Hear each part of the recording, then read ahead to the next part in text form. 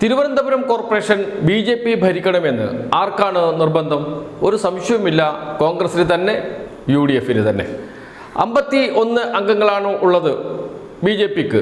ഒരു കൗൺസിലറുടെ ഭൂരിപക്ഷം. ഒരു കൗൺസിലർ ഇപ്പോൾ ജയിലിലാണ്.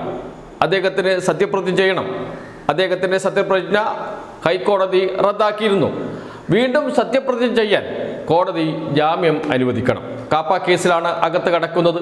ജാമ്യം അനുവദിക്കാൻ ഒരു സാധ്യതയുമില്ല. അങ്ങനെ വന്നാൽ അദ്ദേഹം അയോഗ്യനാകും. അപ്പോൾ വീണ്ടും ഒരു വാർഡിൽ തെരഞ്ഞെടുപ്പ് നടക്കും.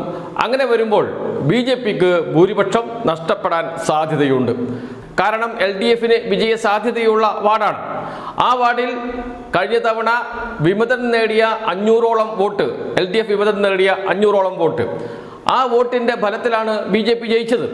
അതുകൊണ്ട് തന്നെ അവിടെ വീണ്ടും ഒരു തെരഞ്ഞെടുപ്പ് നടന്നാൽ LDF വിജയിക്കും, BJP പരാജയപ്പെടും. അപ്പോൾ 50 അംഗങ്ങളുമായി മുന്നോട്ട് പോകേണ്ടി വരും BJPക്ക്. BJPയുടെ ഭരണം തുലാസിലാകും.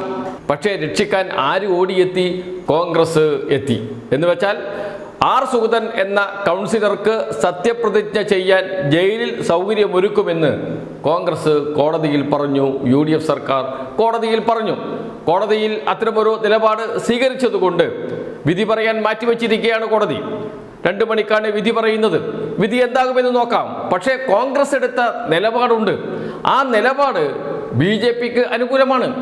ജയിലിൽ സത്യപ്രതിജ്ഞ ചെയ്യാനുള്ള ഒരുക്കങ്ങൾ നടത്താൻ തയ്യാറാണ്, അതിൽ തെറ്റില്ല എന്നാണ് സർക്കാരിൻ്റെ അഭിഭാഷകൻ കോടതിയിൽ പറഞ്ഞിരിക്കുന്നത്. എന്ന് വെച്ചാൽ R. സുഗതന് വീണ്ടും കൗൺസിലറാകാം എന്ന് വെച്ചാൽ BJP കൗൺസിലർക്ക് ജയിലിൽ സത്യപ്രതിജ്ഞ ചെയ്യാം.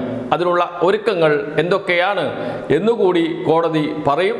അക്രഡിറ്റഡ് ജേർണലിസ്റ്റുകൾക്ക് പ്രവേശനമുണ്ടാകും, ഓൺലൈൻ മാധ്യമപ്രവർത്തകർക്ക് പ്രവേശനമുണ്ടാകില്ല. അങ്ങനെ ജയിലിൽ വെച്ച് സത്യപ്രതിജ്ഞ ചെയ്യും, സർക്കാരിൻ്റെ എല്ലാ ഒത്താശയോടും കൂടി. അപ്പോൾ എന്താണ് ആത്യന്തികമായി സംഭവിക്കുക? BJPക്ക് ആയുസ് നീട്ടിക്കൊടുക്കുന്നു കോർപ്പറേഷൻ ഭരണത്തിൻ്റെ. 3 കൗൺസിൽ യോഗത്തിൽ തുടർച്ചയായി പങ്കെടുത്തില്ലെങ്കിൽ അയോഗ്യനാകും.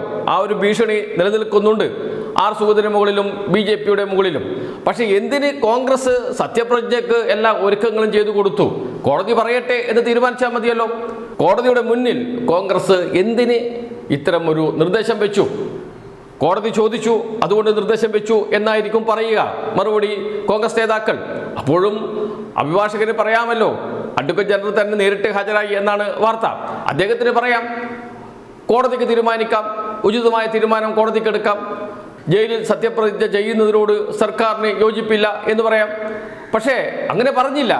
അതാണ് ഡീൽ. കൃത്യമായും കോൺഗ്രസും BJPയും തമ്മിൽ തിരുവനന്തപുരത്ത് ഉണ്ട്. തിരുവനന്തപുരത്ത് മേയർ BJPക്കാരനാകണം എന്ന നിർബന്ധം കോൺഗ്രസിനുണ്ട്. തിരുവനന്തപുരം കോർപ്പറേഷൻ ഭരിക്കേണ്ടത് BJPയാണ് എന്ന നിർബന്ധം കോൺഗ്രസിനുണ്ട്, UDFനുണ്ട്. അല്ലെങ്കിൽ ഇത്തരമൊരു തീരുമാനം കോൺഗ്രസ് എടുക്കില്ല. എന്താണ് ഡീൽ? തിരുവനന്തപുരം കോർപ്പറേഷനിൽ LDFനെ പരാജയപ്പെടുത്തുക. 41 സീറ്റിൽ, കൃത്യം കണക്ക് നേരത്തെ പുറത്തു വന്നതാണ്, 41 സീറ്റിൽ കോൺഗ്രസ് വോട്ട് BJPക്ക് ലഭിച്ചു. 11 സീറ്റിൽ പകരം തിരിച്ച് BJP കോൺഗ്രസിന് വോട്ട് ചെയ്തു. ഇതാണ് തിരുവനന്തപുരം കോർപ്പറേഷനിൽ നടന്നത്. വിശാലമായ ഒരു ക്യാൻവാസ്. അത് തിരുവനന്തപുരം കോർപ്പറേഷൻ്റെ ചുമതലയുണ്ടായിരുന്ന ഇപ്പോഴത്തെ മന്ത്രി K. മുരളീധരനുമായിട്ടാണ് ഉണ്ടാക്കിയത് എന്ന വാർത്ത അന്ന് തന്നെ പുറത്തു വന്നതാണ് ഈ ഡീൽ. കാരണം തിരുവനന്തപുരം കോർപ്പറേഷനിൽപ്പെട്ട വട്ടിയൂർക്കാവിൽ മത്സരിക്കും K. മുരളീധരൻ. വട്ടിയൂർക്കാവിൽ BJP വോട്ട് K. മുരളീധരൻ ലഭിക്കണം, കോൺഗ്രസിന് ലഭിക്കണം, UDFന് ലഭിക്കണം. മറിച്ച് തിരുവനന്തപുരത്ത് കോർപ്പറേഷൻ BJPക്ക് നൽകാം, ഇതായിരുന്നു ധാരണ. അതോടൊപ്പം നിയമമണ്ഡലത്തിലും കോൺഗ്രസ് വോട്ട് BJPക്ക് നൽകാം. ഈ ധാരണയിലാണ് കാര്യങ്ങൾ മുന്നോട്ട് പോയത്. അതുകൊണ്ട് തന്നെയാണ് ഇപ്പോൾ R. സുഗതന് ജയിലിൽ സത്യപ്രതിജ്ഞ ചെയ്യാനുള്ള എല്ലാ സഹായവും നൽകിയിരിക്കുന്നത് സർക്കാർ. കോൺഗ്രസും BJPയും തമ്മിലുള്ള ഡീലിൻ്റെ മറ്റൊരു ഉദാഹരണം.